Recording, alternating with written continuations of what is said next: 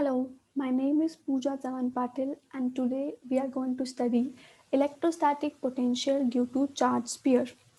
Inside sphere there are two types mainly. First one is hollow sphere, sometimes also called as thin sphere, and the second type is the solid sphere.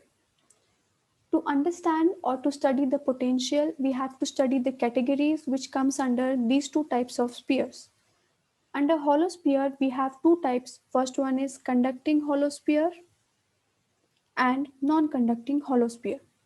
Same goes for solid sphere. There are two subtypes. First one is conducting solid sphere and second one is non-conducting solid sphere. This conducting hollow sphere or conducting non-hollow sphere, this conducting has one another alternate name as metallic, and for non-conducting we have dielectric. Okay. Now see, while studying the potential, we are going to study the hollow conducting, hollow non-conducting and solid conducting sphere together, as they all have similar properties. They all have same properties. And non-conducting solid sphere, we are going to study it separately because it has different properties. Now, if we talk about the charges, see, if we talk about the charges, see, if we have a hollow sphere, since there is nothing inside it, the charges will reside at the surface. Same goes for non-conducting hollow sphere. Since it is a hollow, there is nothing inside it and charges will be at the surface.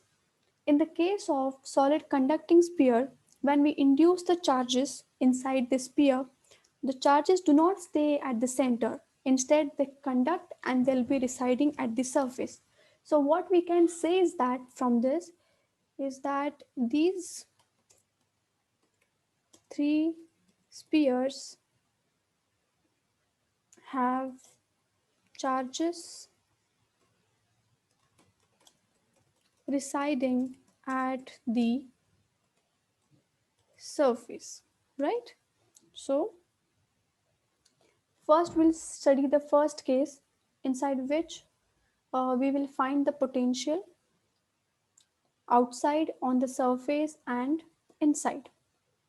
See, the heading is case 1, potential due to hollow and solid spheres of radius capital R at a distance small r from the center. Hollow, as in it is understood that we are studying conducting and non-conducting types, and solid means we are studying only the conducting because these three things have similar properties. Now see, the first case is for the outside, means we are going to find the potential outside the sphere. Okay, so see, suppose if we have a sphere like this, okay, which has a radius r, capital R, and charges are residing at the surface. For example, maybe q amount of charges are there which are residing at the surface. Then at a distance r, from the center, there is a point P where we are going to find the potential, right? So now if we look at this figure properly, we know that the distance r is greater than the radius. Now how are we going to proceed? See, we know that the electric field for such cases, like for the point charge when it is outside the sphere, we know that the electric field is EP is equal to KQ upon R square. This is known to us. This is going to be our equation number 1. Now secondly, we are going to use the formula which is del V is equal to minus integration of E dot dr. Okay, now why we are using this formula here? Because the electric field is already known, so we can easily find the potential, right? And this formula is nothing but the relation between the electric field and the potential difference.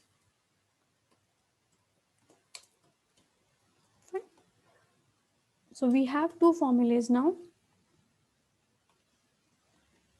So now if we look at the equation number 2, which is del V is equal to minus integration of E dot dr. We see that there is a term on LHS which is del V. Del V is nothing but the potential difference. Means there are 2 points, but we want to find the potential only at one point, which is at P. So under this condition, what we do is that we consider the second point as infinity. So we have another point as infinity and second point as P. So if we put all these values, this equation 2 would look like Vp minus V infinity is equal to minus integration of E dot dr. The limits are going to be from infinity to r. Now if we look at this formula, we have taken V infinity. But why we have chosen the second point as infinity? Because we know one more concept, which is the potential at infinity is always equal to 0. We know this concept which tells us that potential at infinity is always equal to 0, right? So we made use of this concept for our derivation to make it simpler. So we have one information here which tells us that V infinity is equal to 0. Now, if we look at this equation number 3 carefully, we have E dot dr.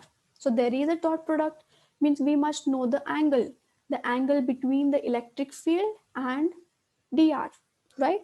So we know that the electric field is always away from the center and towards the radius, means the direction of electric field is this.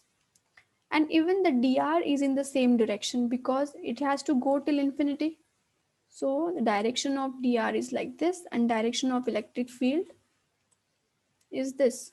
So from this we know that the angle between these two is 0 degree.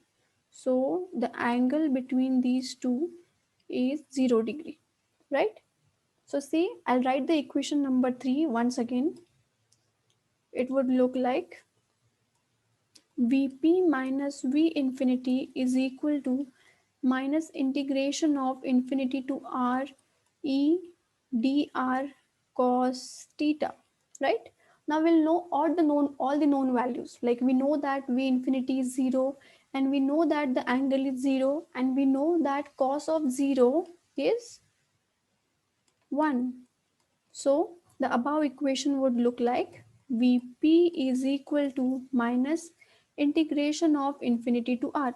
We know the value of E. Yes, from equation 1, see, put the value of E, which is kq upon r square dr. So we have got another equation here, right? Now if we'll name this equation as equation number 4. Now from this equation, we'll take out the constant terms. We know that k is constant and even the charges which are residing at the surface are also constant. So we can write Vp is equal to minus kq integration of infinity to r. Inside the integration we have 1 by r square dr, right? Which means that we have to integrate now 1 by r square. So if we integrate it, which formula we are going to use here? See, we know that integration of x to the power of n is equal to x to the power of n plus 1 divided by n plus 1. So we are going to use this formula here, standard formula. And now in our equation, the value of n is how much? It is minus 1. So if we put all these known values, we'll get Vp is equal to minus kq integration of 1 by r square is going to be minus 1 by r and the limits are infinity to r, correct? So now if we put the limits inside this, we will get minus kq is equal to minus 1 by r minus of minus plus 1 by infinity. We also know that 1 by infinity is 0, correct? So we get Vp is equal to, this minus minus will get cancelled and we get kq upon r, small r. So see, this is going to be our potential value. This is the potential outside the sphere, right? Potential outside the sphere is kq upon r, means it depends upon r. It is inversely proportional to r, means as we go away from the center, the potential is going to decrease, right? So this is the first case. Now we'll study the second case. Okay.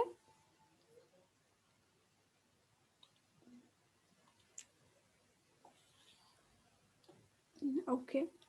So what formula we have achieved so far? Outside, it is Vp is equal to kq upon r, right? Now the second is going to be on surface, like potential on the surface. We know that on surface means, see, on the surface the distance is going to be equal to r, right? That is going to be like radius is going to be equal to r. So this equation will denote it as s stands for surface. Vs is equal to kq by capital R. So we got the second equation as well. Potential on the surface is known, potential outside the surface is also known. Now let us study the third part, which is potential inside the surface. Fine. Okay. So see, we have a sphere here like this, which has charges residing at the surface. Okay.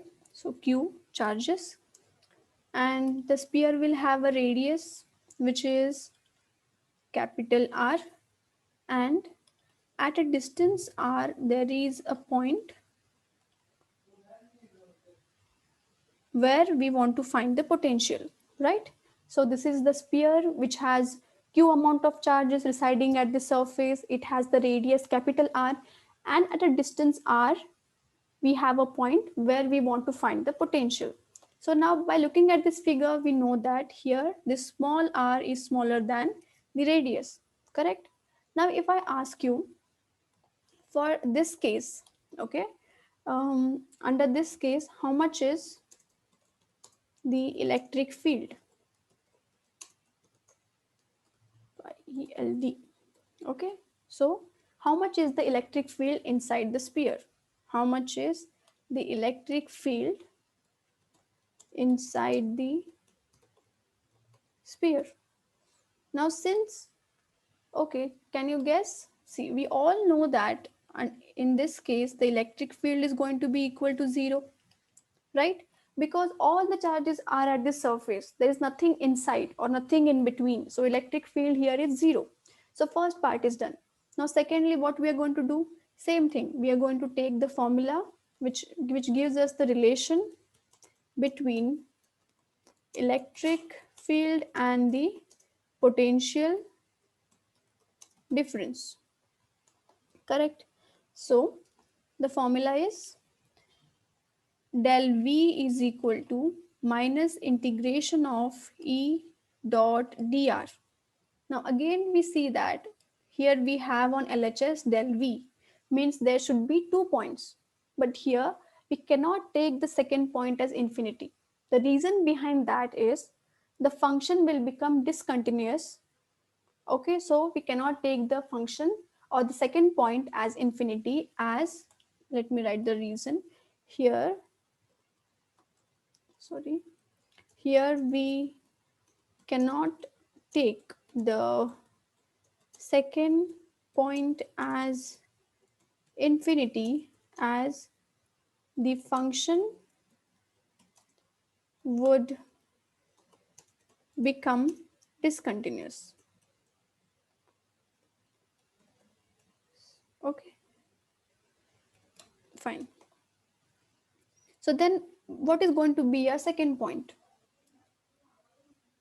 or I can explain you little more about this discontinuity of a function is that, see, we know that electric field outside was kq upon r square, and now we saw electric field inside as equal to 0. So see, there is a sudden shift. Before it has some different value, and as it entered inside the cell, I mean the sphere, we saw that the electric field is equal to 0, means there is a sudden shift. And if we see this kind of things happening, then we cannot integrate or differentiate that function. So we cannot take the second function as infinity. So what could be our second point here? See, we are going to consider a point just inside the sphere. Okay, just inside the sphere and near the surface. So we have the second point here as S. See, we have Vp minus Vs is equal to minus integration of E dot dr. Limits are from S to P, right? So now, okay.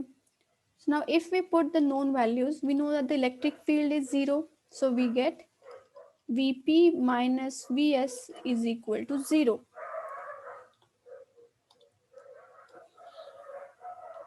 So if we solve this, we get Vp is equal to Vs, means potential inside. Okay, the potential inside is equal to potential on the surface. And we know the value of surface, the potential at the surface, which is kq by r. So potential inside is kq by r, right? So we have all the three values now. See, potential outside was kq upon small r, potential on surface was kq by capital R, and potential inside is kq by capital R. So if we see like that, for this case, for potential inside wala case, electric field inside is equal to 0, whereas the potential here is constant, right? How I can call the potential inside the sphere as constant? Because the k value is constant, k has some fixed value, k is constant, q is constant, and even the radius, right? The radius of the sphere is constant. It is not going to change from time to time, right? It is going to be same. So potential inside is constant and the electric field is equal to 0.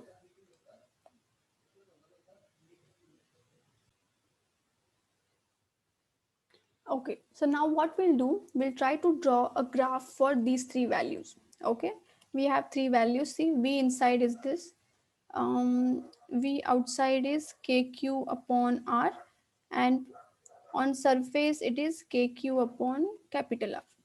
So if we draw a graph,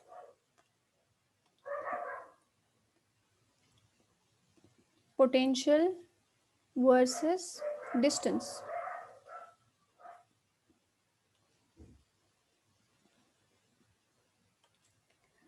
We have a sphere here,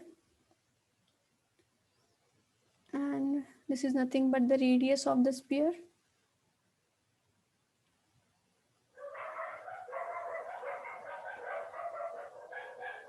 So this yellow line is nothing but the radius of the sphere. This is inside. The portion inside the radius is nothing but the inside. This is the surface, and this is outside. So the first is inside. So till inside, from inside to on surface, we have the same value. So it is constant, a straight line. And outside, it does not depend upon the radius. So it drops. So because here potential is inversely proportional to 1 by r. And at this point, we have potential as kq upon capital R, right? This is potential versus small r. So this is going to be the graph for these three cases. Okay, thank you.